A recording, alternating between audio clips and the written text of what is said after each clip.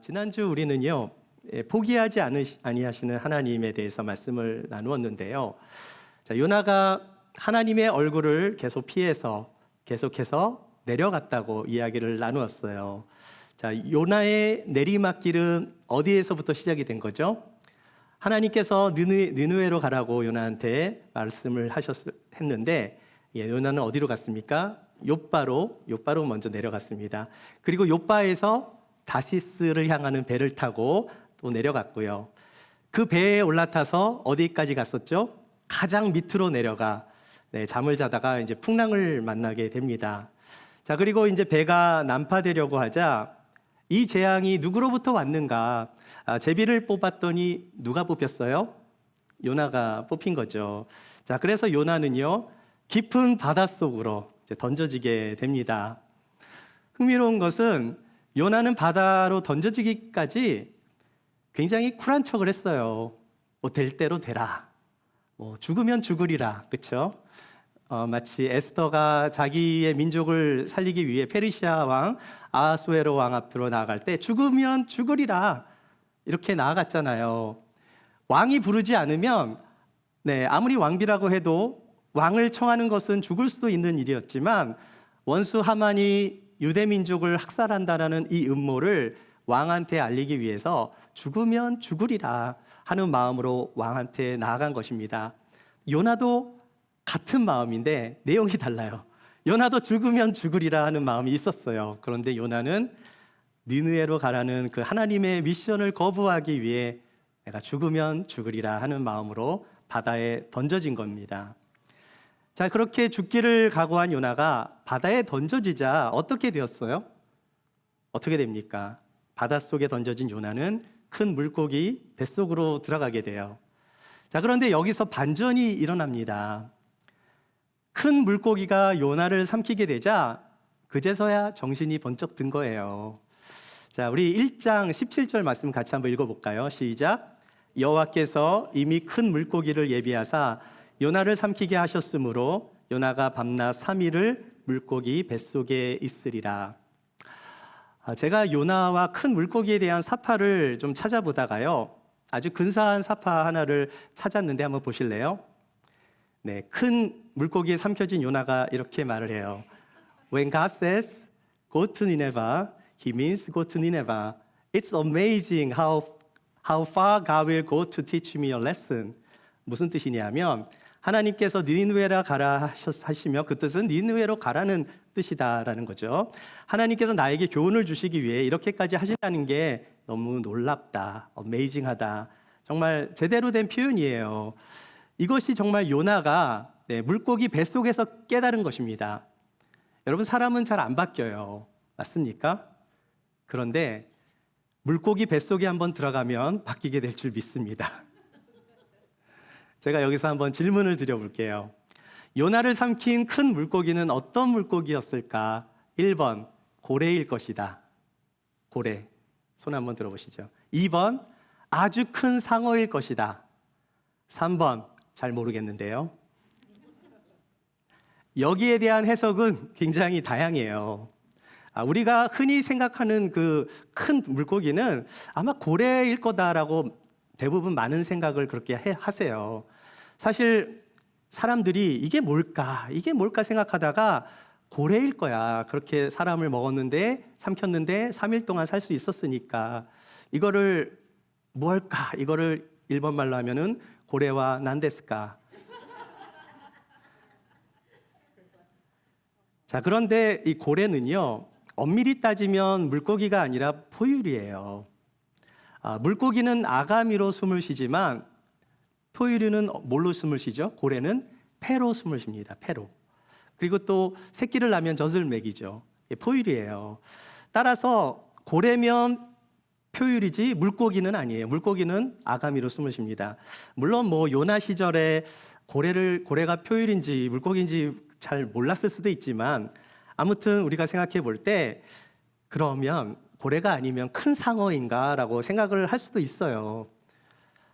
왜냐하면 요나가 탄 그 다시스행 배는요, 지중해로 가고 있었는데 지중해에는 큰 상어들이 아주 많이 살고 있었거든요.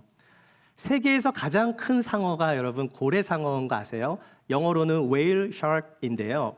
자, 고래 상어 사진 한번 보여드릴게요. 이 사진을 보시면 정말 큰 것은 길이가 한 20m 되고요. 몸무게가 마치 34톤 정도가 돼요. 대한민국 연안에서도 자주 볼 수 있는 상어인데 굉장히 온순합니다. 그래서 사람이 가까이 가도 이렇게 공격을 잘 하지 않는데요. 따라서 요나를 삼킨 큰 물고기는 고래상어일 수도 있겠다라고 생각들을 해요. 왜냐하면 상어의 특징 중에 하나가요. 거북이 같이 이렇게 소화하기 힘든 그런 딱딱한 게 들어오면은 삼켰다가 토해내기도 하거든요. 그리고 대형 상어인 경우에는 먹이가 위에 들어가도 소화시키는 기능이 따로 있고 저장하는 기능이 또 있어요. 그래서 어떤 경우는 한 달 동안 먹은 거를 그냥 내비로 뒀다가 나중에 필요할 때 소화를 시키는 기능이 상어한테 있습니다. 그리고 상어는 이렇게 막 깨물어서 먹는 게 아니라 삼키거든요. 자, 그래서 요나를 삼킨 것은 상어일 것이다라고 보는 학자들도 많이 있어요. 자, 그런데 성경은요, 요나를 삼킨 것이 고래라든지 상어라고 말을 하고 있지는 않아요. 그냥 큰 물고기라고 말을 하고 있는 것으로 볼 때 어쩌면은 우리가 모르는 어떤 제3의 초자연적인 생물일 수도 있겠다라고 생각해 볼 수 있는 거예요. 자, 17절 말씀 한번 다시 한번 읽어보겠습니다. 여호와께서 이미 큰 물고기를 예비하사, 여기까지만 할게요. 큰 물고기에 해당하는 히브리어는 다그가돌이에요. 한번 따라해 보실까요? 다그가돌. 다그가돌. 자, 다그가돌이 뭐냐면 이 다그가 물고기고요. 요게 다그입니다. 히브리어는 왼쪽에서 오른쪽으로 읽거든요. 이 가돌이 뭐예요? 가돌이 큰 거예요. 큰 뜻. 네, 큰 또는 힘센이란 뜻이에요. 자, 그래서 이 두 개가 합쳐진 단어가 큰 물고기. 다그가돌이 요나한테 다그간 거예요. 요나한테 다그가서 요나를 삼켰기 때문에 다그가돌. 사실 요나가 뱃속에 들어가면 죽은 거나 마찬가지잖아요. 그러니까 요나는 갓 태어났으니까 한 돌이 된 겁니다. 다그가 돌. 아무튼 큰 물고기 뱃속에 들어간 요나는요, 3일 밤낮을 보내게 되는데 그 이야기가 오늘 나누게 될 2장의 내용이에요. 자, 이 2장의 이야기는 요나서 1장 17절에서 요나가 큰 물고기에 의해 삼켜진 다음에 이제 요나가 회상하는 내용의 이야기라고 보시면 될 것 같습니다. 그래서 오늘 함께 나눌 고난이 주는 영적 교훈, 첫 번째로 나눌 말씀은 고난은 하나님을 부르짖게 만드는 통로가 됩니다. 자, 1절과 2절 말씀을 같이 한번 읽어볼게요. 시작. 요나가 물고기 뱃속에서 그의 하나님 여호와께 기도하여 이르되 내가 받는 고난으로 말미암아 여호와께 불러 아뢰었더니 주께서 내게 대답하셨고 내가 스올의 뱃속에서 부르짖었더니 주께서 내 음성을 들으셨나이다. 고난은 하나님을 부르짖게 만드는 하나님의 통로입니다. 선지자로 부름을 받은 요나는요, 처음부터 하나님께 기도를 했어야 하는 사람이에요. 자, 그런데 이상하리만큼 요나가 기도를 하지 않네요. 하나님이 니느웨로 가라고 했을 때 만일 가고 싶지 않았다면 그냥 기도하면서 왜 하필 접니까? 모세처럼 그렇게 할 수 있는 거잖아요. 저 말고 다른 사람 보내주세요라고 기도할 수도 있고, 또 자기가 왜 가고 싶지 않은지 기도하면서 하나님과 대화하면 되잖아요. 자, 그런데 요나는 이상하게 기도를 안 해요. 그냥 끝까지 버팁니다. 버티고 버티다가 결국 물고기 뱃속에 들어갔을 때 기도하게 된 거예요. 요나는 하나님의 말씀이 처음 임했을 때 기도하지 않았어요. 자기 뜻대로 다른 데로 도망칠 때도 기도하지 않았습니다. 왜 안 했을까요? 기도하면 도망치지 말라고 하실까 봐 안 했겠죠. 사람은 자기가 하고 싶은 것이 있으면 하고 싶은 것을 놓치기 싫어서 기도하지 않을 수도 있는 거예요. 기도했는데 혹시라도 못하게 하실까 봐. 다시스행 배를 타고 풍랑을 만나고 배가 가라앉게 되었는데 요나는 기도하지 않고 잠을 계속 잡니다. 더 나아가 요나가 이제 제비를 뽑았는데 자기가 당첨이 됐잖아요. 바다에 던져지게 되는 그 상황에서도 기도를 안 해요. 그런데 언제 기도했어요? 큰 물고기 뱃속에 들어가니까 저절로 기도가 나온 거예요. 혹시 여러분 중에 나는 절대 기도하지 않을 거야 하시는 분이 계시다면 네, 큰 물고기 뱃속에 한번 들어가 보시기 바랍니다. 저절로 기도가 나오게 될 거예요. 우리 사랑하는 여러분, 기도는 하나님께서 뭐라고 말씀하셨어요? 쉬지 말고 기도하라고 말씀하셨잖아요. 문제가 있을 때만 기도하게 된다면 네, 우리는 계속해서 문제를 만날 수밖에 없을 거예요. 기도를 계속 시켜야 되니까. 하나님이 요나에게 기도하라고 많은 사인을 그렇게 주셨어요. 하지만 요나가 끝까지 저항하자 저항한 것만이 아니라 기도를 안 해요. 그러니까 어떻게 됩니까? 나중에는 하나님을 모르는 그 이방인 선장이 자고 있던 요나를 깨워서 너 좀 일어나. 일어나서 너의 하나님 앞에 기도라도 해. 막 이렇게 말씀하세요. 그런데 요나가 언제 기도합니까? 큰 물고기가 요나를 삼키자 그때서야 요나가 기도하기 시작한 거예요. 자, 그래서 2절 말씀을 같이 한번 다시 보겠습니다. 시작. 이르되 내가 받는 고난으로 말미암아 여호와께 불러 아뢰었더니 주께서 내게 대답하셨고 내가 스올의 뱃속에서 부르짖었더니 주께서 내 음성을 들으셨나이다. 요나가 큰 물고기 뱃속에 들어갔을 때 뭐라고 표현했어요? 내가 스올에서 그 뱃속에서 스올의 뱃속에서 부르짖었다. 주께서 내 음성을 들으셨대요. 여러분, 구약 사람들은 스올을 어떻게 믿었는가? 스올은요, 네, 죽은 자들이 가는 곳입니다. 그런데 지금 요나는 물고기 뱃속을 스올에 비유한 게 아니에요. 요나 스스로가 지금 정말 스올에 갇혀 있는 거예요. 스올을 경험하며 하나님께 부르짖고 있는 거예요. 다시 말해서 지금 요나는 죽음의 문턱까지 갔을 때 하나님께 기도한 겁니다. 자, 그런데 이 상황을 누가 만드신 거예요? 하나님이 요나에게 큰 물고기 다그가돌을 보내주신 거잖아요. 그 물고기 다그가돌이 진짜 다그갔어요. 그리고 요나를 삼킵니다. 여러분, 이것을 한번 하나님의 관점으로 한번 생각해 보자는 거예요. 하나님이 요나에게 기도를 시키고 싶으신데 어떤 방법을 써도 요나가 기도를 안 합니다. 하나님께서 어떻게 하신 거예요? 큰 물고기를 준비하셔서 요나를 기도하게 만드신 거예요. 그런데 작은 물고기에 잡혀 먹으면 요나가 죽을 수 있으니까 엄청 큰 물고기를 예비하셔서 3일 동안 죽지 않게끔만 삼키게 만든 거죠. 자, 이게 상상이 안 될 거예요. 왜냐하면 여러분 중에 물고기 먹히신 분이 한 분도 없기 때문에 제가 비슷한 예화를 한번 생각해 봤습니다. 쓰레기차에 한번 들어가 보신 적 있으세요? 아마 없으시겠지만 상상은 갈 수 있잖아요. 여러분이 만약에 냄새나는 쓰레기차에 들어갔는데 막 쓰레기가 또 막 덮고 막 누르고 갇혀 있는 거예요. 그 상황을 한번 생각해 보세요. 얼마나 불결하고 냄새나고 숨 막히는 이 상황이 아마도 이 물고기 뱃속 정도가 되지 않을까 생각을 해봐요. 그런데 요나가 얼마나 불편했는지 그 내용은 성경에 나오진 않아요. 막 숨 막히고 냄새나고 막 이런 이야기는 성경에 나오지 않아요. 흥미로운 것은 성경에는 뭐만 나오는가? 오직 요나가 하나님께 부르짖었다만 나오는 거예요. 왜 그랬을까? 하나님의 관심사는 요나가 기도하는 겁니다. 하나님께서 요나에게 기대하시는 한 가지는 요나가 기도하는 거예요. 우리가 고난을 당할 때 하나님이 우리에게 기대하시는 게 뭐겠습니까? 기도하라는 겁니다. 고난은 하나님을 부르짖게 만드는 통로가 되는 거예요. 기도할 때 하나님이 들으십니다. 기도할 때 하나님께서 응답하시는 거예요. 하나님은 요나가 기도하며 함께 이야기하고 싶으셨어요.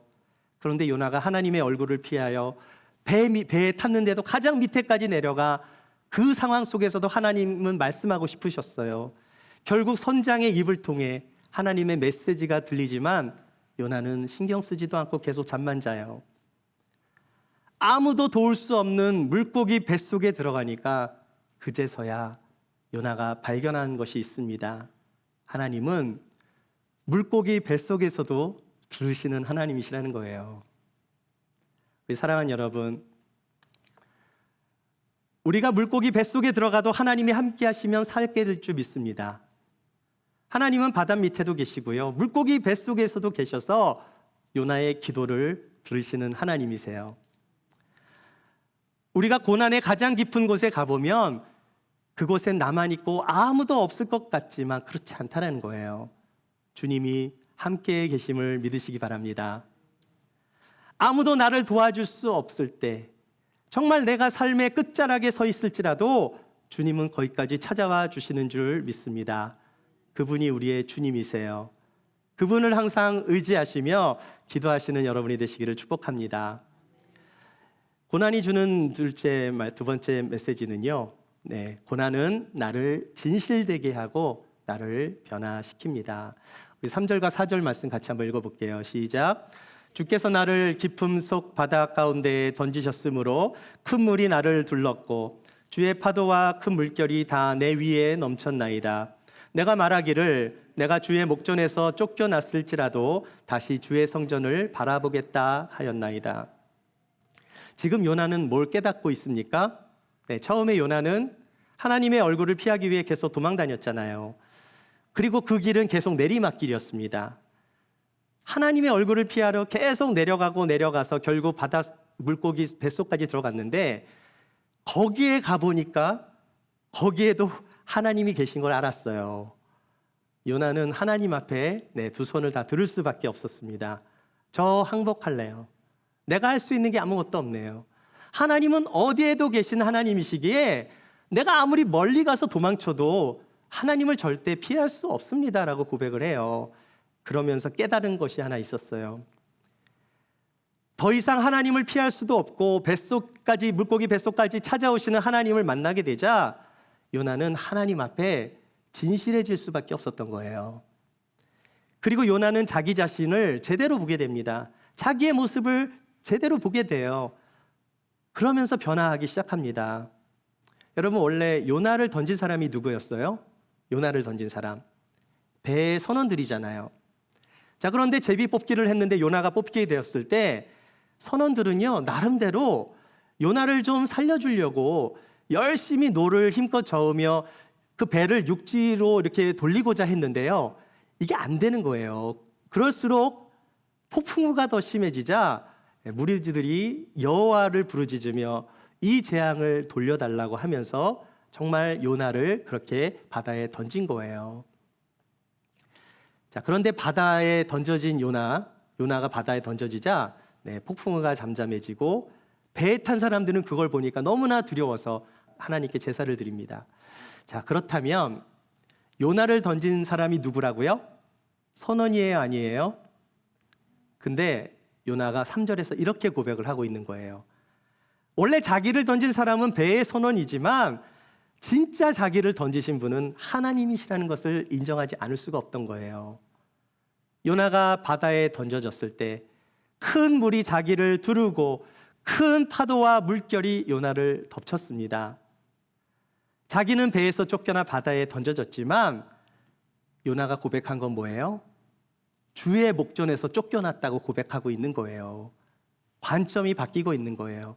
자기의 관점에서 하나님 중심의 관점으로 바뀌어가고 있어요.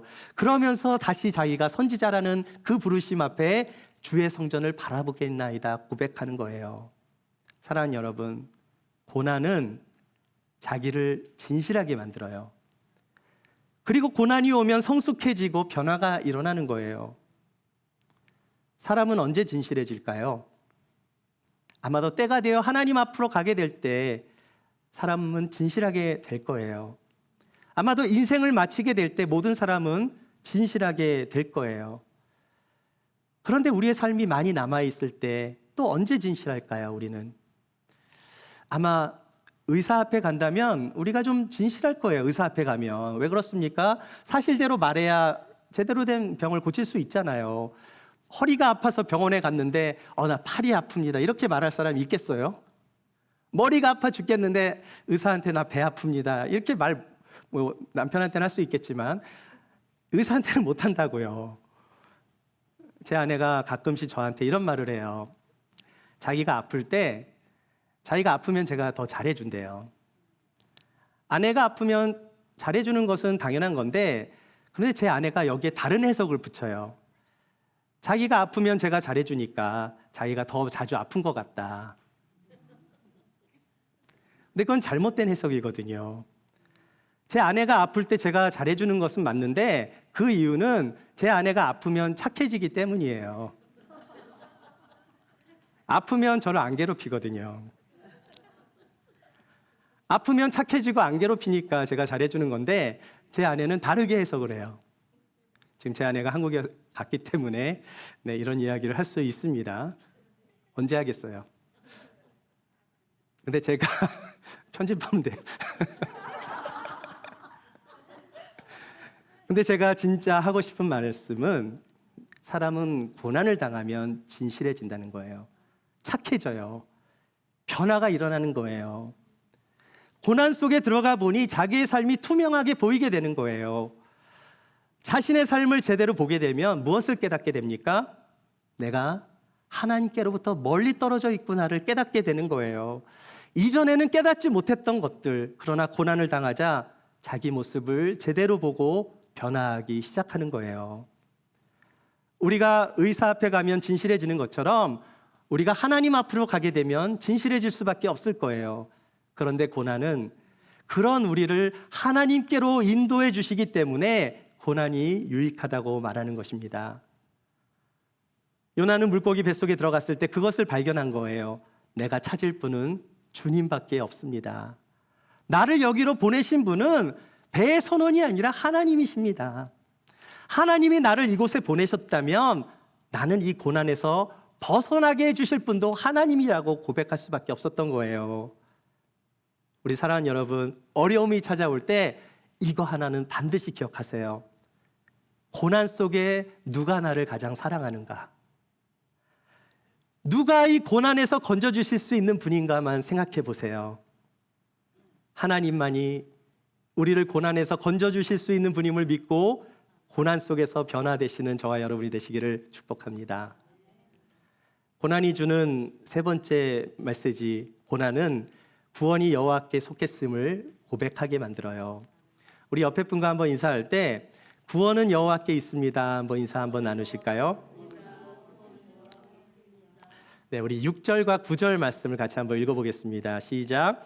내가 산의 뿌리까지 내려갔사오며 땅이 그 빗장으로 나를 오랫도록 막았사오나 나의 하나님 여호와여 주께서 내 생명을 구덩이에서 건지셨나이다.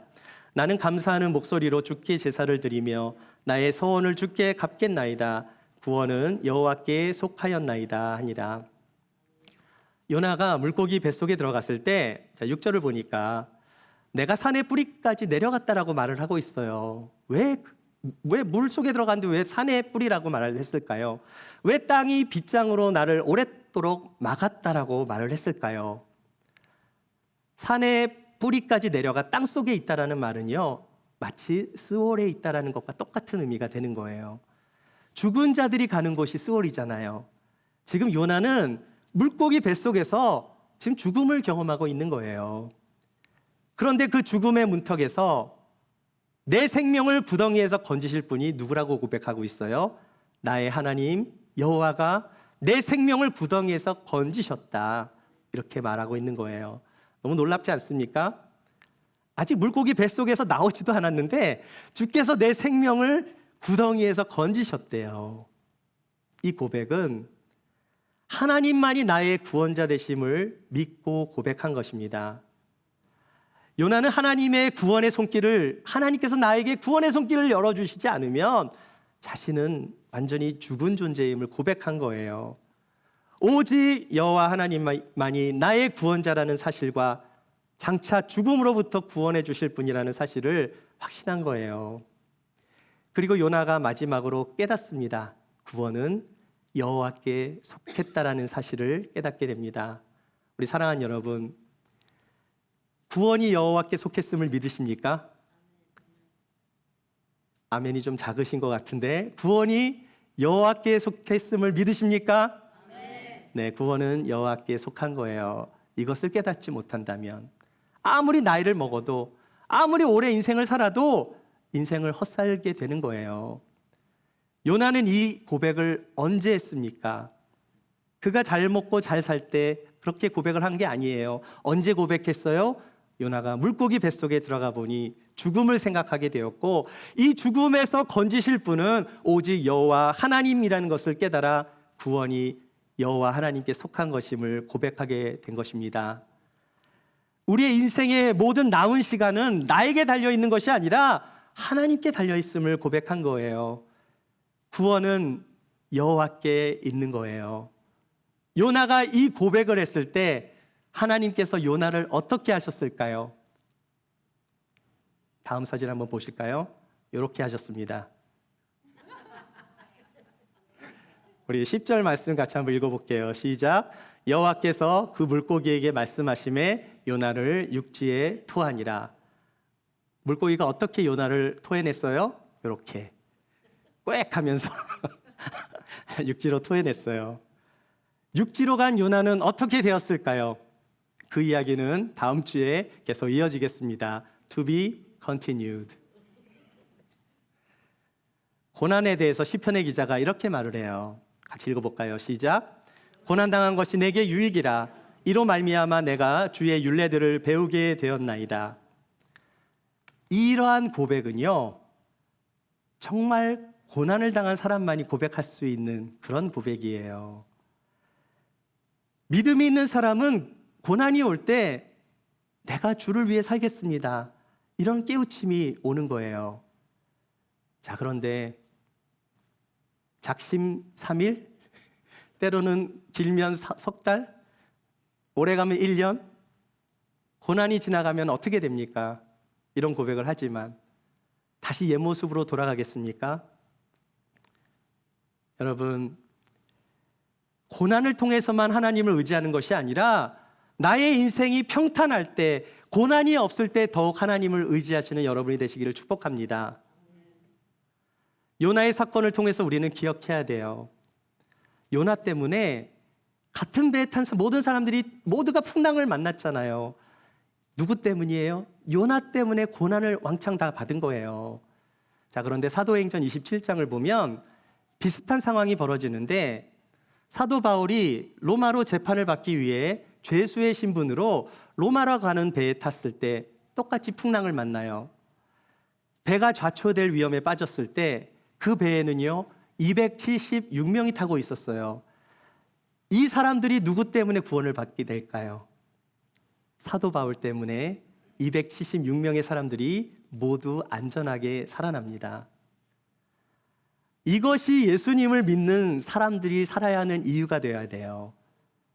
나 때문에 다른 사람들이 고난을 받게 될 수도 있고, 나 때문에 다른 사람을 구원받게 할 수도 있는 거예요.